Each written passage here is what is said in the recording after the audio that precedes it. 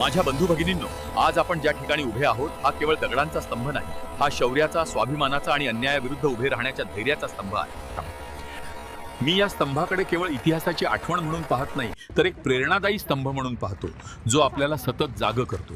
इतिहासात घडलेल्या घटना आपल्याला शिकवतात, पण त्या शिकवणीचा उपयोग केला नाही तर इतिहास केवळ स्मरणरूप राहतो. म्हणूनच मी स्पष्टपणे सांगतो, जो समूह इतिहास विसरतो तो समूह कधीही इतिहास घडवू शकत नाही.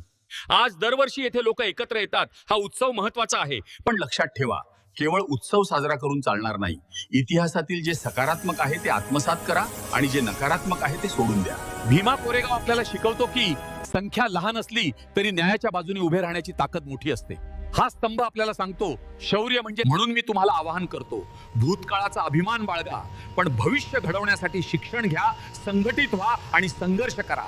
इतिहासातून ऊर्जा घ्या, त्या ऊर्जेनं नवा समताधिष्ठित इतिहास घडवा. तेव्हाच या स्तंभाचा खरा सन्मान होईल. जय. असेच दमदार व्हिडिओसाठी जय भीम वॉइस चॅनल सबस्क्राइब करा, लाईक शेअर कमेंट करा. तर जय भीम जय भीम.